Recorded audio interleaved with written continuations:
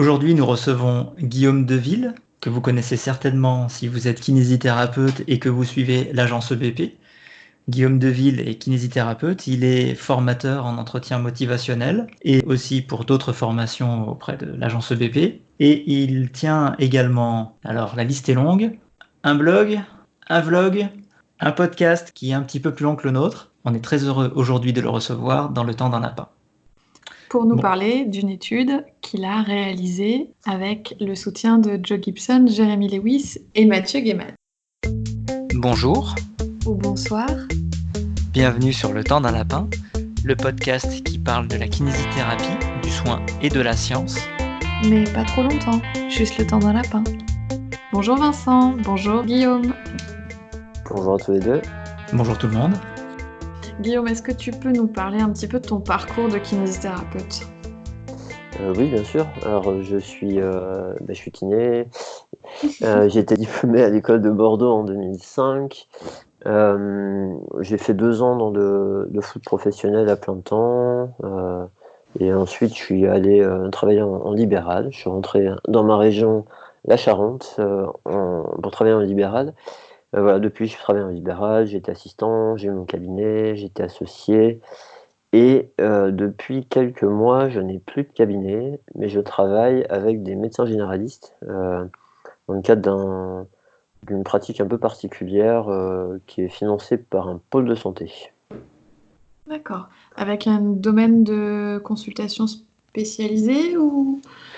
En fait, l'idée, c'est d'aider les médecins généralistes à orienter les patients qui ont des troubles musculo-squelettiques et à les aider à moins prescrire d'imagerie, éventuellement moins prescrire de médicaments.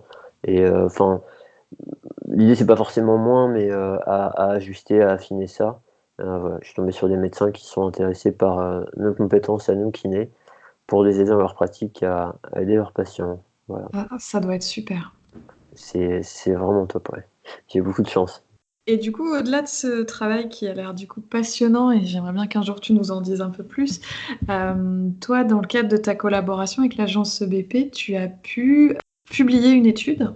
Alors oui, en définitive, un truc aussi que j'ai oublié, c'est que je suis en cours de master D'accord. avec l'université de Brighton. C'est un master dont l'intitulé est Physiotherapy and Education, donc kinésithérapie et éducation. Et en définitive, l'article que j'ai publié là, c'est le résultat d'un travail que j'ai réalisé pour valider un des modules. Voilà, les gens qui me connaissent doivent se dire que le master, il me prend des années, et c'est vrai. Et, voilà, il me reste une dissertation finale à faire. Et je ne sais pas encore quand est-ce que je vais pouvoir démarrer ça. Mais voilà, donc c'était dans le cadre de mon master que j'ai réalisé ce travail. Et pourquoi Brighton?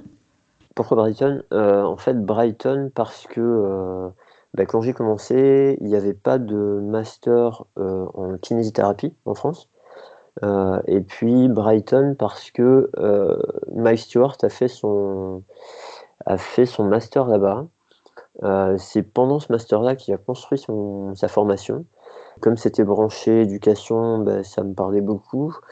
Comme j'avais envie de monter une formation, un cours aussi, j'avais des idées, mais que j'avais besoin de préciser mes idées. Mike m'avait dit que lui, pendant son master, ça l'avait aidé à construire sa formation. Voilà, donc tout un tas de raisons, dont celle-ci. Donc tu as publié un article dans Kinésithérapie La Revue, donc en 2019. Tu l'as intitulé Développement d'un outil d'aide pour la prise de décision partagée en cas de douleur d'épaule associée à une déchirure non traumatique de la coiffe des rotateurs. Au-delà du travail pour ton mémoire, qu'est-ce qui t'a poussé à te lancer sur ce sujet-là? Quel était ton objectif quand tu as commencé à travailler sur cette question? Il y avait des manques auxquels tu voulais répondre? Qu'est-ce qui t'a orienté au démarrage? Au début, alors j'avais la chance d'avoir un module, c'était un module de mon master où on pouvait choisir vraiment le thème de notre travail. C'était quelque chose qu'on pouvait faire voilà, très librement. Et en fait, moi, j'ai eu régulièrement une frustration dans la clinique avec des patients qui venaient me voir, qui avaient mal à l'épaule, ou du moins dans la région de l'épaule, qui avaient passé des imageries et dans lesquelles on avait vu parfois des déchirures de coiffe, mais non traumatiques. et pour lesquels, en faisant des interventions parfois ciblées à l'épaule, parfois ciblées même au niveau du rachis cervical, on arrivait à améliorer complètement les symptômes, à leur faire reprendre une fonction complète, euh, toutes leurs activités, même à faire des choses plus dures qu'avant, etc. Et j'ai eu quelques patients dans cette situation-là qui se sont quand même fait opérer. Et donc j'ai ressenti énormément de frustration par rapport à ces situations-là. Je me disais que j'étais pas capable de leur transmettre des connaissances sur le sujet et de les rassurer suffisamment bah, pour ne pas qu'ils se fassent opérer alors qu'a priori c'était pas nécessaire. Et d'autant plus que en faisant des cours sur l'épaule avec différents formateurs, eh ben, je voyais que la littérature confirmait que en cas de déchirure non traumatique, la chirurgie, pour la majorité des gens, c'est pas vrai pour tout le monde, mais pour la majorité des gens, n'offre pas de meilleurs résultats que la kinésithérapie. Donc voilà, je me suis dit, j'avais besoin de quelque chose qui puisse mieux informer les patients. Moi, j'ai retenu, et j'en ai parlé dans un précédent podcast, ce que tu disais par rapport à la façon de réagir quand un patient te propose un choix qui, toi, aux données de la science que tu connais, a l'air d'être inadapté. Et j'avais beaucoup aimé ta formulation et je continue à aimer ta façon de présenter les choses dans l'idée que tu veux les aider à choisir, mais pas forcément à partir de tes biais, mais à partir de ce qu'on sait et de ce que la science dit, de ce qui va pouvoir se faire. D'ailleurs, ça apparaît quelque part dans l'étude où il est marqué que donc c'est Mintz et Lowe qui ont constaté que les cliniciens peuvent avoir de l'influence et diriger les patients vers une stratégie thérapeutique, même si on essaye de rester neutre. Et je suis complètement d'accord avec cette affirmation. Et moi, c'est quelque chose que je dis toujours à mes patients, c'est que dans ce que je leur dis, j'ai toujours ma vision de rééducateur. Et donc, forcément, pour moi, la rééducation aura toujours plus d'intérêt que de réaliser une chirurgie. Parce que j'ai mes biais de sélection qui font que je retiens plus facilement les études qui montrent la supériorité enfin la non-infériorité de la rééducation par rapport à la chirurgie, et que du coup mon regard est biaisé, et que c'est bien aussi qu'ils aient le regard du chirurgien qui aura son point de vue et des choses à leur proposer. Ouais, bah, en fait, là, il y a pas mal de points que vous soulevez là. En définitive, qu'est-ce qui me vient en premier par rapport à ça? Déjà le fait d'être centré patient. Donc en définitive, effectivement, si on fait passer nos préférences avant celles du patient, peut-être qu'on n'est pas enfin, on n'est clairement pas centré patient, on n'est peut-être pas en train d'aider au mieux par rapport à ce qui est important pour lui. Et c'est quelque chose qui est vraiment très difficile. C'est un concept, je pense, qui est relativement facile à comprendre.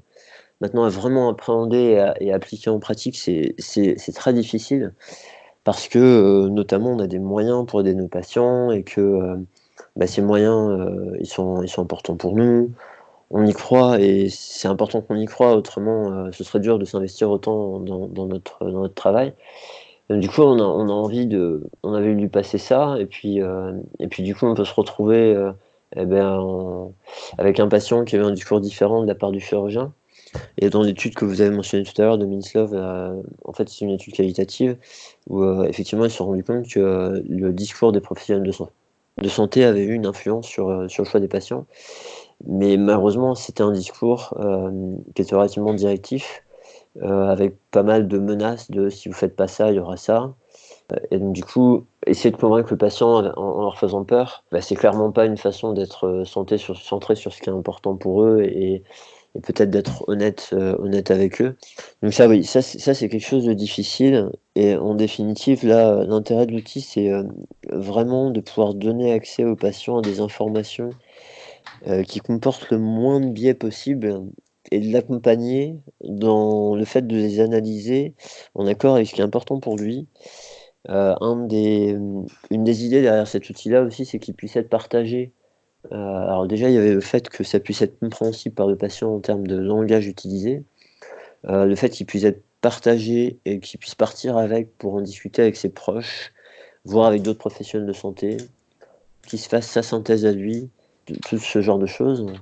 Et puis après, il y a quand même, il reste quand même une limitation, comme tu le disais Vincent, malgré ce souci que j'essaye d'avoir d'être patient centré, de pas influencer, dans la conception de cet outil, je l'ai fait moi, je suis kinésithérapeute, j'ai été accompagné par des kinésithérapeutes Et donc, probablement, comme en plus, comme je répète, je n'ai pas réalisé de revue systématique, une revue de la littérature relativement exhaustive, mais non systématique, il est possible que des informations aillent plus en faveur de la rééducation que de la chirurgie.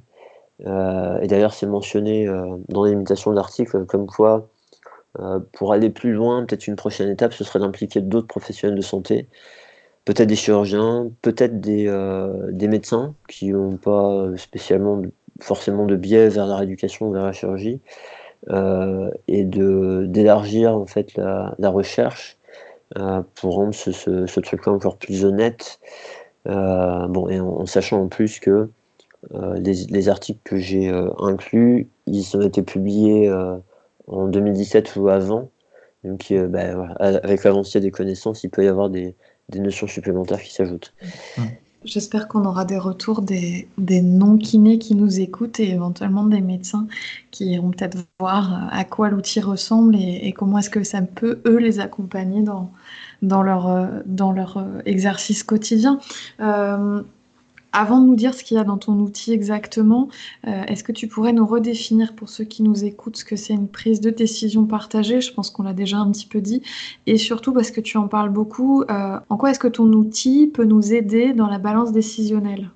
Alors, en définitive, le concept de prise de décision partagée, c'est de se dire que ouais, il y a deux experts, il y a le patient, il y a le praticien. Et donc, le patient, il vient avec une préférence de traitement, souvent. Alors parfois non, hein, mais régulièrement, il a une préférence de traitement. Donc là, en l'occurrence, si il a mal à l'épaule et qu'on l'a informé, il a fait des examens d'imagerie et qu'il sait qu'il a une déchirure de coiffe, vous avez des patients qui vont se dire moi, je veux tout faire pour éviter l'opération. Et puis il y en a d'autres qui vont se dire de toute façon, vu que j'ai un tendon déchiré, il faut que je me fasse opérer. Donc ils arrivent par exemple avec l'une ou l'autre préférence. Donc l'idée c'est de mettre le patient suffisamment à l'aise, donc de créer une relation thérapeutique suffisamment bonne pour que le patient se sente à l'aise pour nous dire ce qu'il pense réellement, voilà, qu'il puisse être honnête avec nous. Et ensuite, partir de ses préférences initiales et avoir une discussion avec lui comme quoi, par rapport à ce problème-là, il existe différents traitements. Et donc du coup, cette stratégie-là, elle est adaptée surtout lorsqu'il y a plusieurs traitements qui, a priori, d'après la science, offrent à peu près les mêmes bénéfices. Et donc du coup, de lui dire, voilà, il y a plusieurs traitements qui existent, qui aident à peu près autant les gens, en moyenne. Et donc du coup, est-ce que vous voulez qu'on en discute? Et ensuite, donc d'être en capacité de lui transmettre des informations les plus à jour possibles, les plus complètes possibles, mais d'une manière qui va lui permettre de les comprendre. Donc vraiment accessible, voilà, pour qu'il puisse lui bien se faire une idée et confronter ses valeurs à lui avec ces données-là, qui sont les plus solides possibles par rapport à ce qu'on sait aujourd'hui. Et donc l'aider à construire un choix, on va dire, informé sur son mode de prise en charge. Et la balance décisionnelle, du coup, c'est pour lui ou c'est pour nous? Alors, C'est pour les deux. l'histoire de la balance décisionnelle, ça c'était un choix de ma part de l'intégrer dans cet outil. Il n'y a pas forcément de balance décisionnelle dans tous les outils d'aide à la prise de décision partagée. Alors après, bon, tous les outils d'aide, comme je mentionne dans l'article, le problème c'est qu'en rééducation musculo-squelettique, il n'y en a quasiment pas. Mais ce concept-là existe dans beaucoup d'autres champs de la santé et avec du matériel du coup pour pouvoir aider les patients et aider les praticiens à aider leurs patients.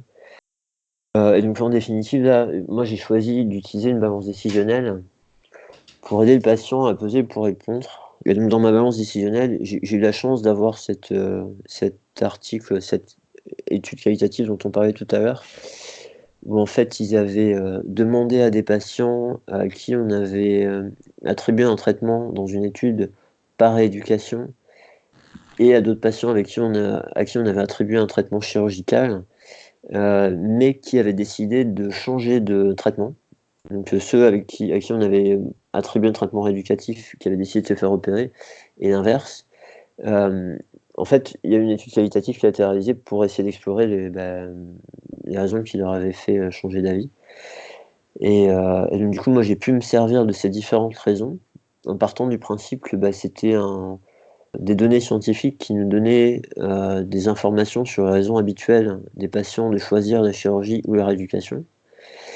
Et je les ai répartis dans un tableau à 4 cases avec des colonnes qui sont les avantages de faire de la rééducation, les avantages de ne pas faire de rééducation, les avantages de faire de la chirurgie et les inconvénients pardon, de faire de la chirurgie.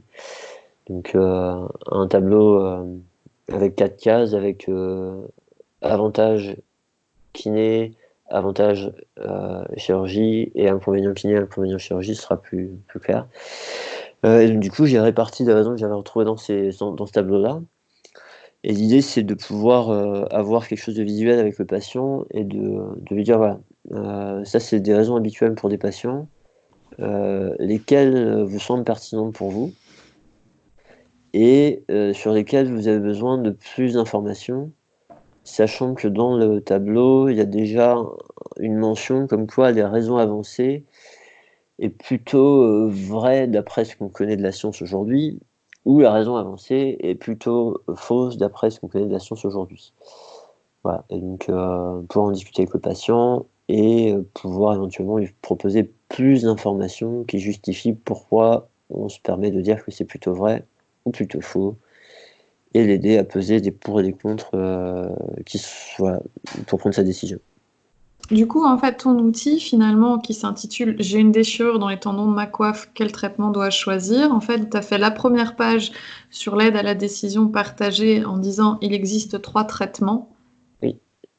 Et voilà les 3 possibilités. Et cette deuxième page avec la balance décisionnelle, les raisons pour lesquelles les patients préfèrent la rééducation ou la chirurgie habituellement sont de cet ordre-là. Est-ce que c'est validé ou non par la science, vrai ou faux? Voilà, c'est ça, c'est un bon résumé. Alors, il y a la petite particularité entre la première et la deuxième page, c'est qu'effectivement, sur la première page, il y a 3 traitements, Ouais. et sur la deuxième page, il n'y en a plus que 2. En définitive, la première page me permettait de présenter les résultats d'un essai clinique randomisé, où là, ils avaient comparé kiné seul à acromioplastie sans suture de coiffe plus kiné à acromioplastie plus suture de coiffe plus kiné. Donc du coup, ça m'a permis de présenter le résultat d'une manière visuelle aussi pour aider les patients à comprendre. Et en bas de la première page, ce que j'explique, c'est qu'en définitive, il y a des études qui ont montré que si on fait une acromioplastie en réparant la coiffe ou sans réparer la coiffe, en définitive, les résultats sont les mêmes. Donc pour simplifier le choix du patient derrière, et comme a priori en France, le plus souvent, s'il y a une chirurgie qui est entreprise, il y a une suture qui est proposée, on ne fait pas simplement une acromioplastie, enfin à ma connaissance. Derrière, il n'y a plus que 2 options à discuter dans la balance décisionnelle. Est-ce que tu peux nous parler des résultats de cette étude, justement? Je crois que ça intéresse les patients qui sont les patients 2 ans après un choix de traitement, Oui. à savoir à quel point ils sont satisfaits, c'est ça? Oui, c'est ça. En définitive, donc sur la première page, ouais, c'est une étude qui a été réalisée en Finlande par une équipe de chirurgiens. Et en fait, ils ont pris des patients qui avaient mal à l'épaule et qui avaient un tendon de déchiré, avec une déchirure transfixion, ce qui veut dire que ça a traversé toute l'épaisseur du tendon. Et en définitive, donc, il y a un tiers des patients qui n'a fait que de la kiné, il y a un tiers qui s'est fait opérer sans réparer son tendon et qui a fait de la kiné, et il y a un tiers qui s'est fait réparer son tendon et fait de la kiné. Et donc ils les ont suivis à 1 an. Il y a eu une première publication de l'étude avec un suivi à 1 an et aussi à 2 ans. Et donc du coup, ils ont évalué tout un tas de choses. Ils n'ont pas retrouvé de différence au niveau de l'amélioration des douleurs et au niveau de l'amélioration de l'incapacité, du handicap, on va dire, lié au problème.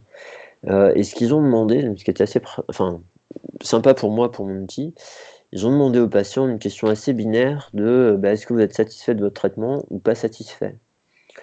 Et donc c'est cette donnée-là que je donne 2 ans après.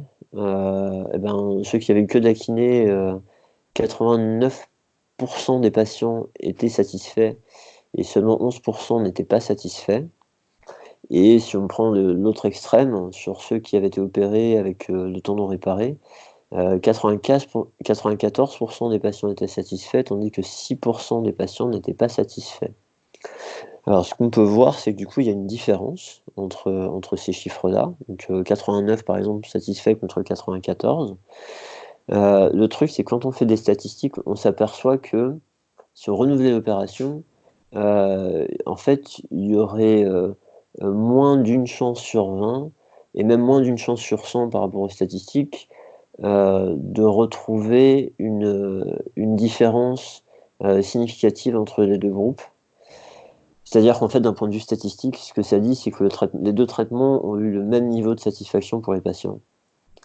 Après, ce qui est intéressant de noter, c'est que, bon, moi, ayant lu pas mal d'articles sur le sujet pour ce travail-là, on note que la tendance est toujours en faveur de la chirurgie. Et donc, du coup, ce que ça nous dit bien, alors, une façon d'interpréter plutôt, à mon sens, c'est que probablement que la majorité des patients, chirurgie ou pas chirurgie, ça fait pas de différence, mais que pour certains patients, ça peut faire une différence. Et donc le sujet, c'est pas de dire aux patients que ou de considérer nous, kinésithérapeutes, que ça sert à rien de les opérer, il vaut mieux faire que de la rééducation parce qu'on prend moins de risques liés à l'opération, par exemple. Ça reste le choix du patient, mais plutôt de dire que la direction suivante pour la recherche, ce serait peut-être d'arriver à identifier les patients pour lesquels la chirurgie fait vraiment une différence. Ouais. Trouver le sous-groupe. Oui, c'est ça. Alors, sachant qu'il y a un truc qu'on n'a pas précisé, mais les études que j'ai incluses, moi, c'est que sur des déchirures non traumatiques. Il y a des études qui sont faites sur des patients qui ont des déchirures traumatiques, et là, il semblerait que la chirurgie offre plus souvent un meilleur résultat. Ouais. Et en fait, dans la littérature, il y a beaucoup d'études où la population elle est mixte. C'est-à-dire qu'il y a des patients avec des déchirures traumatiques et des patients avec des déchirures non traumatiques. Et du coup, après, ça donne tout un tas de résultats qui sont difficiles à interpréter. Ouais, tout à fait. Voilà, en sachant qu'aujourd'hui, les recommandations, ce serait plutôt quand c'est non traumatique. Et quand on dit traumatique, pour les personnes qui écoutent, qui ont besoin de précision, traumatique, c'est vraiment un traumatisme, un choc significatif qui fait qu'on s'est fait mal et qu'on a été obligé d'arrêter notre activité immédiatement. C'est pas je me suis fait mal, j'ai réussi à continuer à faire des choses et après j'ai eu très mal le soir, la nuit, le lendemain. C'est vraiment quelque chose qui nous a fait mal sur le moment et qui fait que immédiatement on ne peut plus se servir de notre bras. Voilà, cette précision-là, elle peut être C'est importante. très bien de le préciser. Du coup, là, j'ai plein de questions qui sont sorties. Parfait. Je reviens sur l'étude que tu mets bien en valeur, qui compare 3 traitements, dont 2 interventions chirurgicales finalement différentes, puisqu'il y en a une où on fait une réparation du tendon et l'autre on ne le fait pas. Oui. Est-ce que tu sais si c'est un choix qui est souvent discuté avec le patient par les chirurgiens au moment de l'intervention, ou est-ce que c'est plutôt chirurgien dépendant et que chacun va faire en fonction de son expérience? Est-ce que tu as pu échanger à ce sujet avec des chirurgiens déjà? Alors pour être honnête, je ne sais pas. Je ne sais pas. Tout ce que je sais, c'est que j'ai assisté à une conférence qui était vraiment sur des pôles, qui était vraiment dédiée à la chirurgie, qui s'est déroulée à Nice il y a quelques années, qui se déroule tous les 2 ans. Maintenant, il y a une conférence jumelée pour les kinés, d'ailleurs, là, ça se déroule en juin prochain à Nice. C'est sympa, mais voilà, initialement, c'était que pour les chirurgiens. Et j'avais vu l'auteur de cette étude-là, Kukkonen, qui était intervenu dans cette conférence.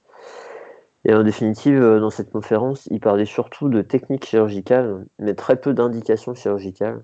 C'était une des seules présentations sur les 80, peut-être, il y en avait eu énormément, qui parlaient d'indications chirurgicales, et c'est un des rares qui n'avait pas eu de questions de la part de ses 800 confrères qui venaient de plein de pays différents.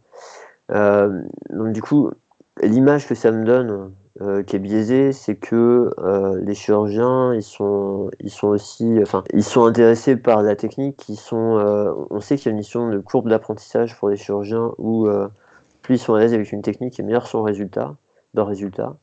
Donc ça, je pense que ça peut avoir une influence. Après, je me permettrai pas de dire que les chirurgiens ne prennent pas le temps de discuter du choix pour leurs patients et ne leur laissent pas le choix.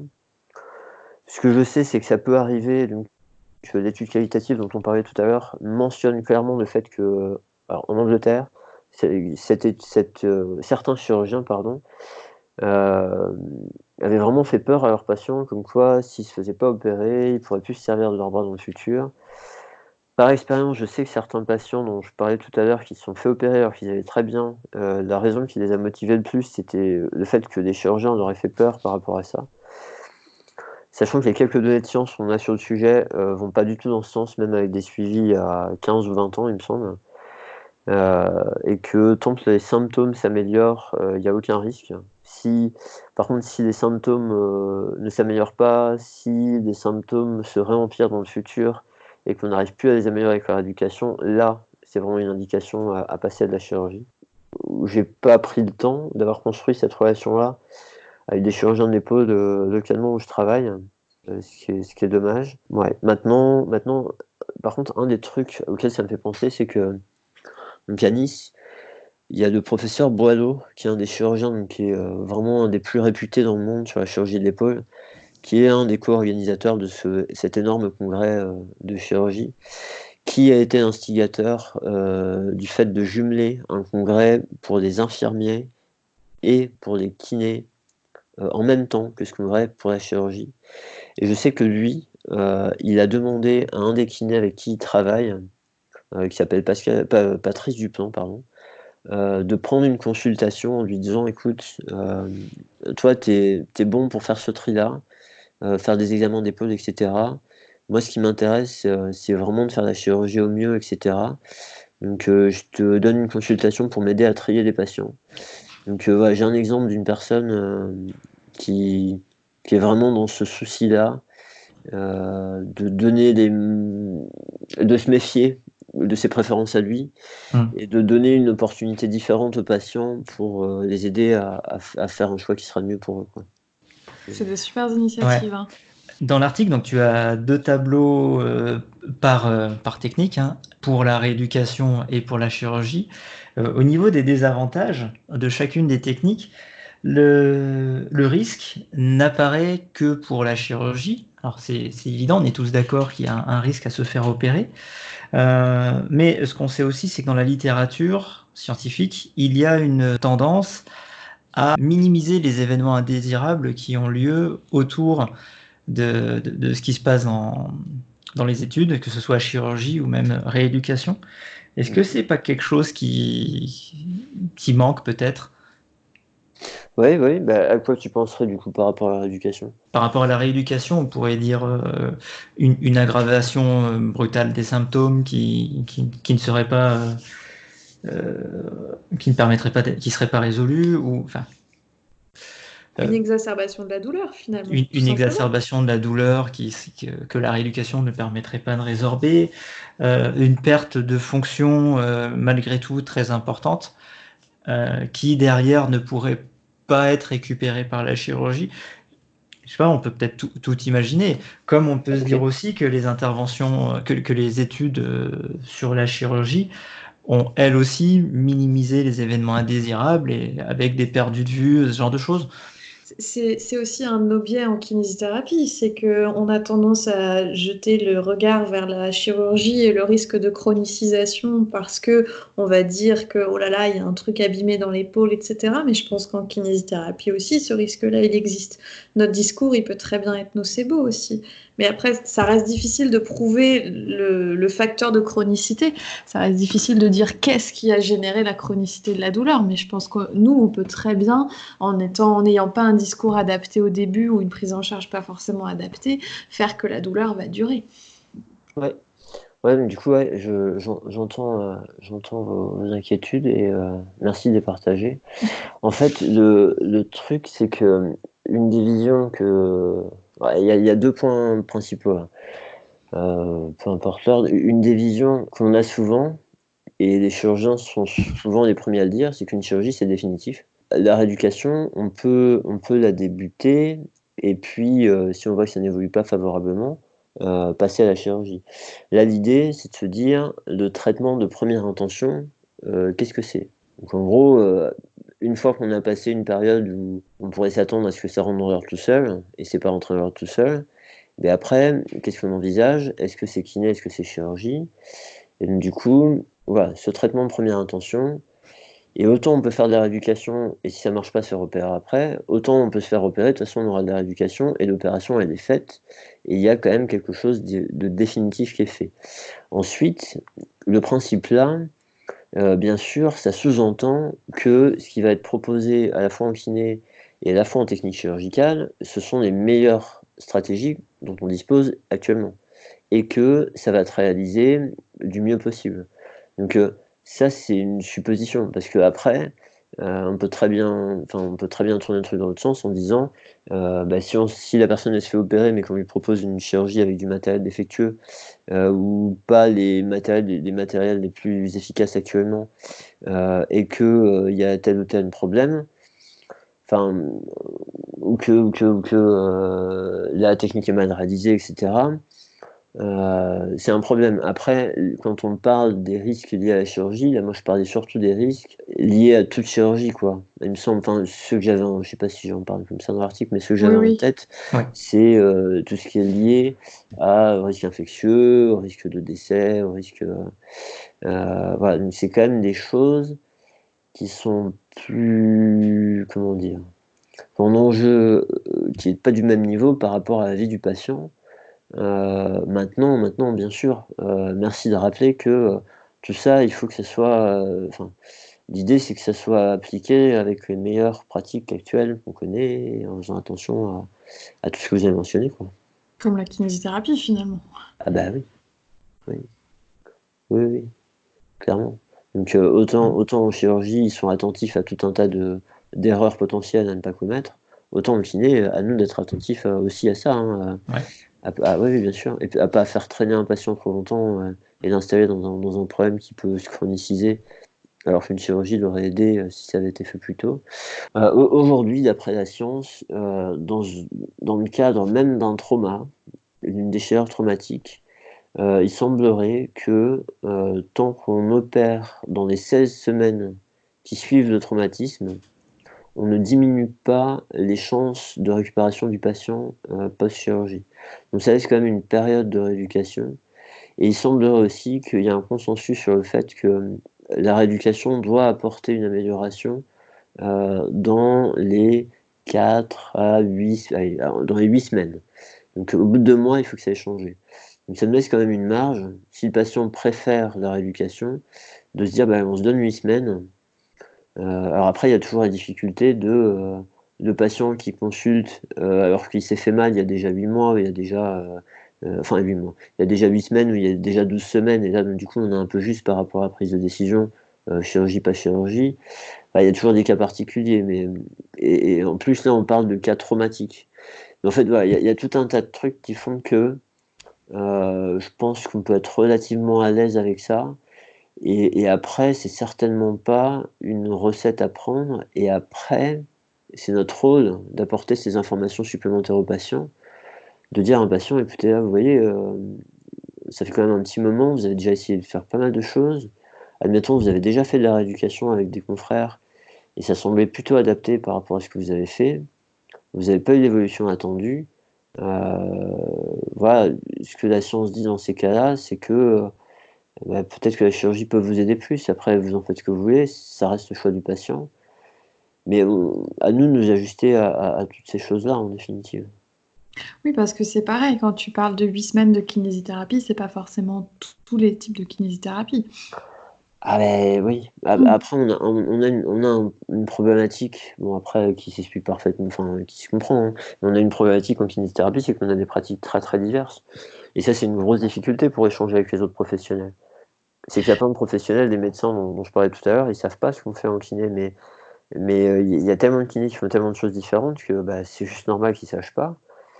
Et, euh, et à un moment donné, bien sûr qu'on veut, enfin, on cherche à faire la promotion de pratiques qui ont un soutien de la part des données scientifiques.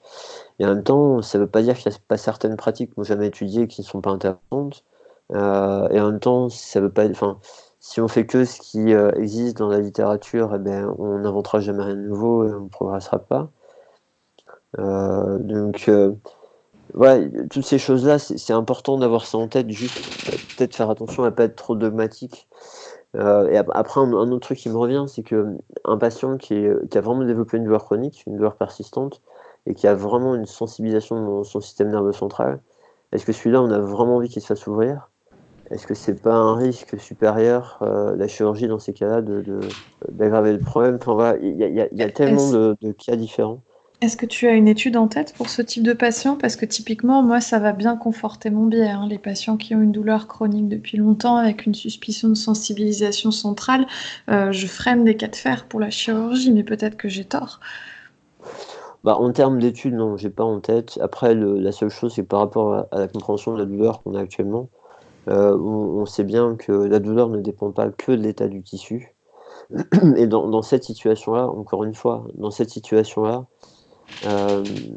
comme il a été démontré qu'une épaule avec une déchirure de coiffe, avec des tendons rompus, peut fonctionner aussi bien qu'une épaule sans tendons rompus, après, c'est à nous de faire le tri dans les différents facteurs qui peuvent rentrer en compte avec le patient. Et ça, c'est des choses, quand on a une bonne alliance thérapeutique, on prend le temps de discuter avec le patient, on peut faire ressortir tout un tas de facteurs associés qui peuvent expliquer pourquoi ces douleurs sont si intenses. On a des moyens de reconnaître la présence d'une sensibilisation centrale. Et, du coup, dans ces cas-là, s'intéresser que au tissu, c'est vraiment prendre les risques d'alimenter le problème. Euh, je pense qu'il y a quand même un consensus actuellement sur ce truc-là. Après je pense même qu'il y a alors je sais pas si des études ont été faites avant, mais je pense même qu'aujourd'hui il y a un tel consensus que je suis pas sûr qu'une personne qui propose une étude de dire voilà, on va prendre que des patients qui ont un CSI, qui ont un score en fait qui valide, enfin qui estiment qu'ils ont un problème de sensibilisation centrale, donc que leur système nerveux est devenu tellement sensible que du coup l'intensité de la douleur est augmentée et que leur système nerveux surveille tout ce qui peut se passer de façon complètement disproportionnée.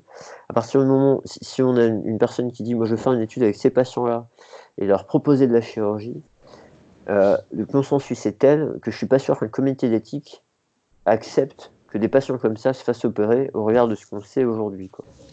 Ouais. Je suis même pas sûr que cette étude-là elle soit possible.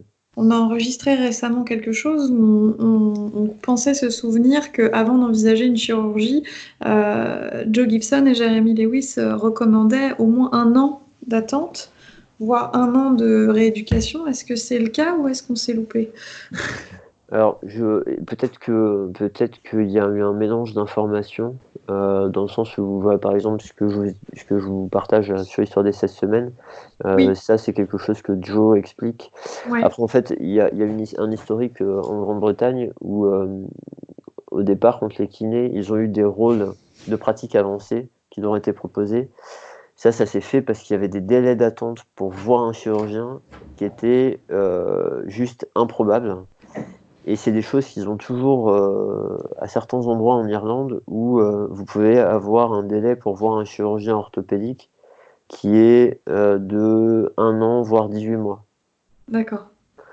Donc voilà, il y avait tout ça qui était pris en compte. Ensuite, les données qu'on met en avant le plus souvent, c'est plus le fait que tenter enfin, on peut se permettre de tenter de la kiné en première intention.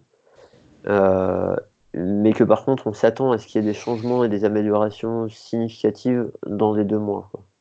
Ouais, c'est ça. Et, si sous 8 semaines, il n'y a pas d'évolution à la kiné, il faut se poser des questions sur les techniques de kiné qu'on utilise. Ah bah voilà, alors soit on revoit notre stratégie de traitement, et s'il n'y a pas de cause traumatique à la déchirure, il n'y a pas le feu. S'il y a une cause traumatique à la déchirure, bon ben là il faut revoir vite parce que si ça change pas dans les semaines à venir. Après, d'un point de vue pratique, ça pose la question de est-ce qu'on attend le résultat de la rééducation pour prendre rendez-vous avec un chirurgien en fonction des délais, etc.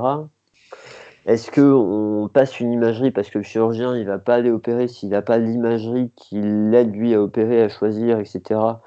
Donc quand est-ce qu'on la prévoit? Il y a tout un tas de choses et donc ça met en avant ce que vous disiez tout à l'heure, hein, le fait de faire ce travail en collaboration avec les médecins généralistes, euh, pour que les patients, ben, je sais pas moi, ils aient un rendez-vous.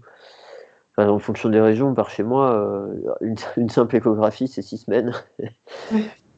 Donc, si le patient il prend son rendez-vous d'échographie en même temps qu'il démarre ses séances, bah, en 6 semaines, bon, la plupart du temps, on a une idée si ça avance ou pas. Si nous, on est en rééducation et qu'au bout de 2 semaines, on lui conseille de prendre ce rendez-vous-là, voilà, c'est à nous aussi de travailler en collaboration avec le médecin pour que tout se passe au mieux en cas de problème, quoi. L'avantage de ce type de délai, c'est que ça te permet aussi de préparer le patient au contenu probable du compte-rendu d'imagerie. Oui, alors après, ouais. Alors après, le truc, le truc, c'est que cet outil-là, a priori, il est fait pour rassurer le patient, même s'il y a une déchirure. Alors donc, il peut servir pour aider le patient à moins avoir envie de faire une imagerie. Il peut servir lorsque les patients arrivent déjà avec leur imagerie, parce que assez régulièrement dans les pratiques habituelles, hein, en fait, l'imagerie est régulièrement faite avant que le patient voie le kiné. Mais c'est vrai qu'après, voilà, si on met des protocoles en place, donc, moi ce que je vous disais au début, là, dans ma pratique actuelle, l'idée c'est que les patients qui m'envoient, c'est des patients pour lesquels ils ont des doutes sur la pertinence d'une imagerie, mais où ils n'ont pas le temps ni les compétences de vraiment faire le point avec le patient pour le rassurer efficacement. Moi, j'ai le luxe d'avoir 1 heure pour vraiment prendre le temps de faire le point avec le patient, de l'examiner avec des compétences que j'ai développées moi, qui sont pas celles d'un médecin généraliste, et de pouvoir le rassurer en partageant des informations avec lui sur le fait qu'il serait intéressant de faire une imagerie si on suspectait ce problème-là, et que s'il y avait ce problème-là, en fait, votre douleur, elle serait comme ça, à l'examen, on trouverait ça, et là, du coup, vous m'avez dit que votre douleur, eh ben, elle est différente, et qu'à l'examen, on voit ensemble qu'on trouve des choses différemment. Et voilà, moi je suis surpris du nombre de patients qu'on arrive à rassurer de cette manière-là et en fait qui n'ont pas en soi spécialement envie d'une imagerie, quoi. Ils ont juste besoin d'être rassurés. Ouais, moi, je trouve ça passionnant parce que ce que tu décris, c'est vraiment un idéal, je pense, dans lequel on s'y retrouve tous, en fait, le patient, le médecin généraliste, le kinésithérapeute, où chacun exploite ses compétences au mieux pour faire en sorte que le patient soit guidé au mieux, justement, de ce qu'il est possible de faire. Et protégé peut-être un peu des biais des uns et des autres. Ouais. Ouais, et puis le protéger.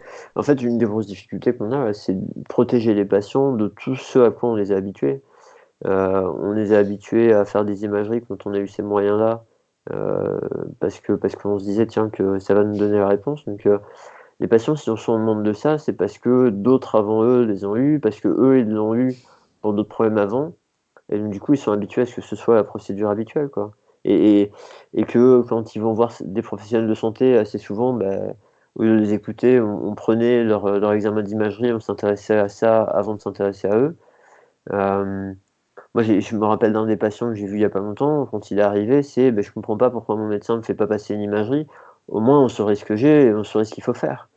On a habitué les gens à ce raisonnement-là. Alors maintenant, on connaît le problème de ce raisonnement-là, on essaie de faire marche arrière, mais du coup, Ouais. comment accompagner les gens dans le fait de ne plus raisonner comme ça? Parce qu'en définitive, ce qu'il y a derrière, c'est que le patient, au départ, il est inquiet. Il est inquiet de ce qui lui arrive. Il est inquiet de ce qui peut lui arriver si on fait rien. Ou de, même si on fait des choses, comment ça va évoluer.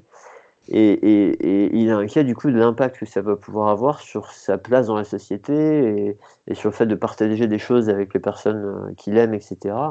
Euh, Vous savez, ce modèle biopsychosocial, alors je suis désolé, je le répète souvent, ceux qui me connaissent l'ont déjà entendu, mais un patient qui a un problème de santé donc biomédical qui existe, mais l'aspect psychologique qui n'est pas inquiet de l'impact que ça peut avoir sur sa vie sociale, ce patient-là, il ne consulte pas. C'est juste quelque chose de parfaitement logique, mais un patient enfin, un raisonnement logique et par rapport à la compréhension du modèle psychosocial actuel, une personne qui n'est pas inquiète de l'impact du problème sur sa vie, il a autre chose à faire que d'aller voir son médecin.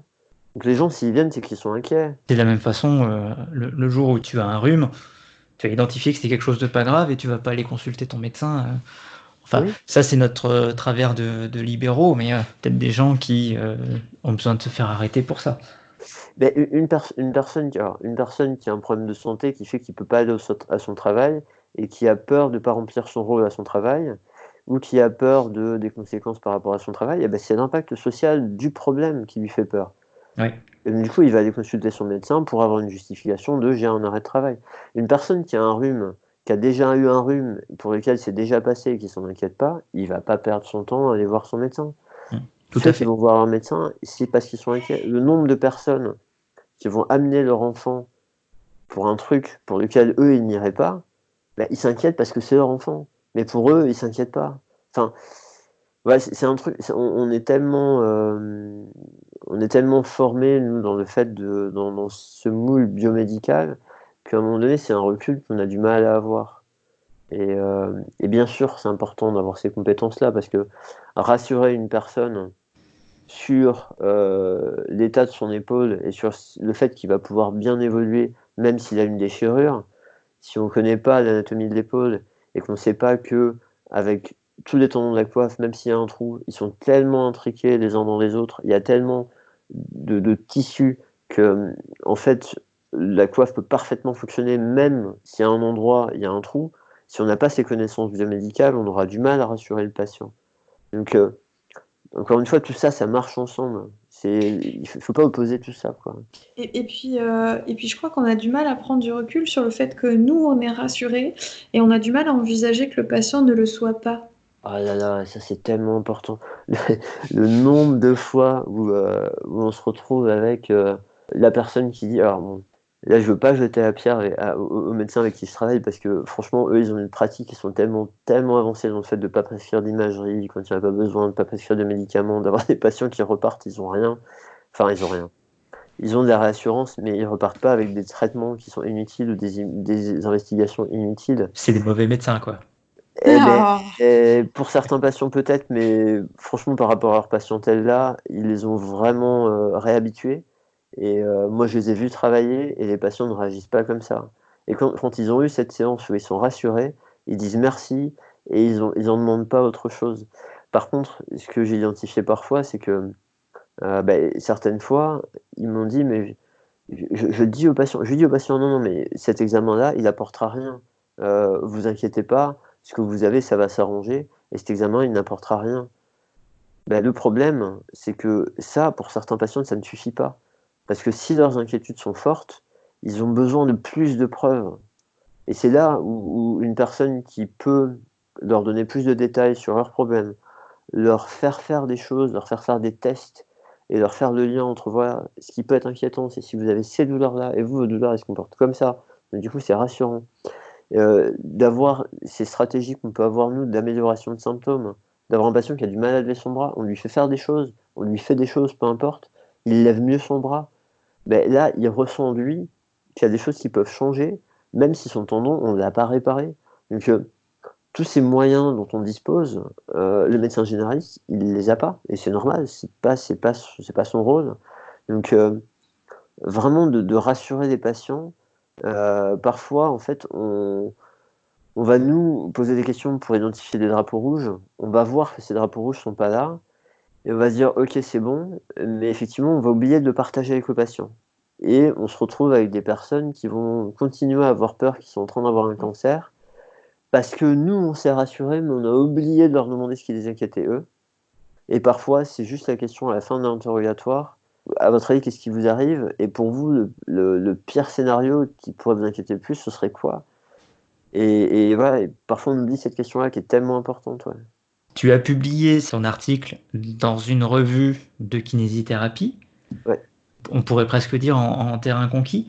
Est-ce que tu as proposé de publier ça dans une revue de chirurgie de l'épaule ou une revue de médecine générale? Écoute, ça c'est une bonne question. Alors en définitive, le parcours du truc là, c'était que en fait mon module, le sujet était libre. Par contre, l'idée c'était de construire un article publiable. Donc la première étape, c'est de se renseigner auprès des journaux qui seraient potentiellement intéressés par cet article. Et comme c'est un travail que j'ai fait en anglais initialement, et d'ailleurs il y a une version anglaise sur le site qui est dans les matériels complémentaires, à la fin tout en bas.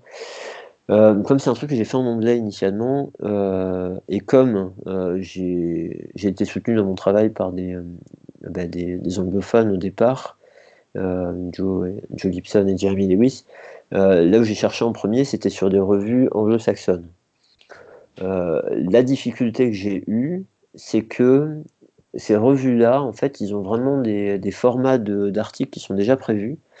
Et comme je disais tout à l'heure, en fait, des outils d'aide à la prise de décision pour les patients, en rééducation, on n'en a quasiment pas. Donc, du coup, ils n'ont pas ces formats-là de prévus. Après, il aurait pu y avoir le BMJ, le British Journal of Medicine. Ça m'a paru un peu ambitieux, sachant que j'avais pas l'autorisation et la possibilité de façon technique de faire une revue systématique.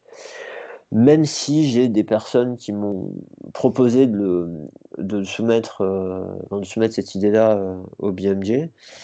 Et en définitive, le truc, c'est que alors, je dois être un peu égoïste, mais moi j'ai un souci de faire évoluer les pratiques en France. Et en définitive, j'ai la chance à l'agence EBP d'avoir des formateurs qui donnent des cours partout dans le monde, qui sont populaires et qui m'ont dit le jour où tu veux faire un cours dans tel ou tel pays, tu nous le dis parce qu'on nous demande régulièrement si on ne connaît pas d'autres formateurs.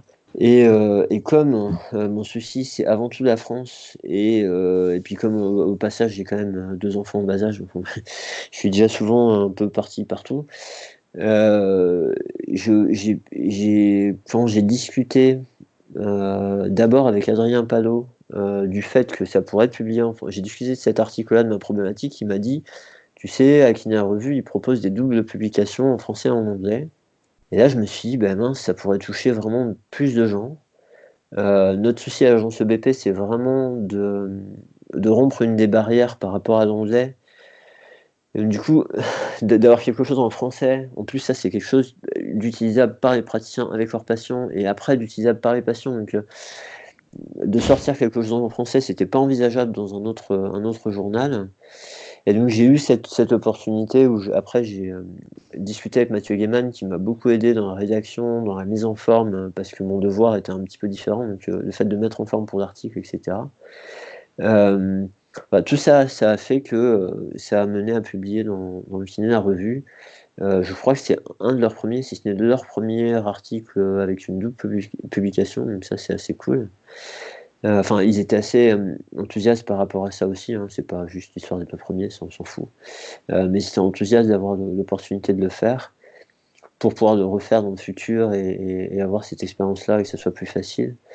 Et donc du coup après voilà, la difficulté, comme tu as vu, c'est que il n'y a pas de chirurgien impliqué parce que je connais pas suffisamment bien les chirurgiens d'épaule.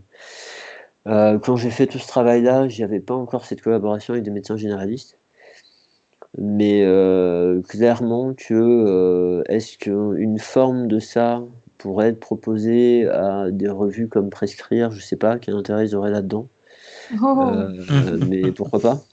Mais ouais, non, c'est des choses tout à fait envisageables. Bon, après j'avoue que ce truc-là, je pense que ça a pris 2 ans à sortir. Ce travail-là, ce processus-là a augmenté mon niveau de respect par rapport à toutes les personnes qui publient. C'est un travail. Au bout d'un moment, on en a marre de relire le truc. Enfin, sincèrement, moi, quand on m'a renvoyé la dernière mouture pour validation, pour publier l'article sous cette forme-là, j'avoue que je ne l'ai même pas relu. J'en pouvais plus. Donc, en définitive, voilà. À un moment donné, il y a des choses qui font qu'aussi on va là où il y a un peu moins de freins et de barrières, quoi. Ouais. Mais ouais, mais j'entends l'idée et ouais, je justifie la démarche comme ça. Cet outil-là, pour l'utiliser, je pense qu'il faut quand même avoir un certain nombre de connaissances de base. La prise de décision partagée, il y a vraiment des données de science qui mettent en avant son efficacité au point où il y a une revue Cochrane qui a, c'est mentionné dans l'article, hein, de Stacy et Al, là, qui a conclu dans l'efficacité de cette stratégie-là, mais lorsque c'était utilisé avec ce genre d'outils. Et il y a des études qui ont montré une meilleure efficacité lorsque c'était utilisé avec un professionnel de santé. C'est-à-dire qu'il y a des outils comme ça qui sont proposés aux patients, par exemple, qui peuvent être proposés sur Internet. Et le patient se débrouille avec tout ça. Et voilà, donc ça a été étudié, hein, l'impact de ces choses-là, qui reste intéressant, mais il y a vraiment une plus-value, a priori, à ce que ça soit fait, au moins introduit, au moins discuté en séance avec un professionnel de santé. Et la question, c'est que là, ce sujet-là, il est quand même relativement précis. Et donc, d'ailleurs, il y a une section dans l'outil, là, sur la première page, où on incite le patient à poser plus de questions. Et en définitive, il faut quand même avoir un professionnel qui s'y connaît suffisamment précisément dans ce domaine-là. Et je pense que si c'est trop spécifique, un médecin généraliste va pas être intéressé par ce genre d'outil. Je pense qu'il peut y avoir une limite là-dedans. Ouais. Après, ça peut être déjà un outil le terme n'est pas approprié, mais de triage, où le patient qui est convaincu par l'explication rapide ne sera pas à convaincre plus tard. Si je veux être casse-pied, il ne s'agit pas de convaincre le patient. Oui, c'est un abus d'engagement, on va dire. Mais, non, je savais que tu me reprendrais. Ouais. Je suis désolé. Mais mais en définitive, ouais, de l'aider à capter l'information et à la prendre en considération, à l'appréhender pour ce qu'elle vaut, quoi. Merci à toi, Guillaume. Pour moi, en tout cas, c'était passionnant. C'est dans la lignée de ce que tu avais présenté au Paris Shoulder Summit, dont j'avais déjà pas mal parlé dans un podcast précédent. En fait, ce qui était surprenant, c'est qu'il y avait plein de stars et que au début, je me suis dit, oh là là, Guillaume, il doit se sentir tout petit au milieu de tout ça. Et finalement, ta présentation, elle a été clairement à la hauteur, voire même au-dessus d'une partie des présentations. Et ça s'entend toujours là dans la discussion. Vraiment, franchement, t'assures. Donc, merci d'avoir pris le temps de venir partager tes compétences. Et moi, je trouve qu'il y a beaucoup de bienveillance quand tu parles, donc avec les gens qui nous écoutent. Écoute, merci beaucoup pour ça. C'est des choses qui me tiennent à cœur de veiller à ça. Si jamais ça passe, le fait de souligner que tu ressens ça, c'est vraiment très gentil de ta part. Non, mais c'est sincère. Merci encore, Guillaume, d'être venu nous voir. On espère que cet épisode vous aura permis déjà de découvrir cet outil, qu'on vous invite à aller voir, à regarder, à imprimer et à en discuter avec vos patients, avec vos prescripteurs et pourquoi pas avec les chirurgiens autour de vous. En tout cas, nous on a été très contents de recevoir Guillaume et j'espère qu'il reviendra bientôt nous parler de son mode d'exercice original, par exemple. Avec plaisir. Et donc on vous dit à très bientôt sur le temps d'un lapin.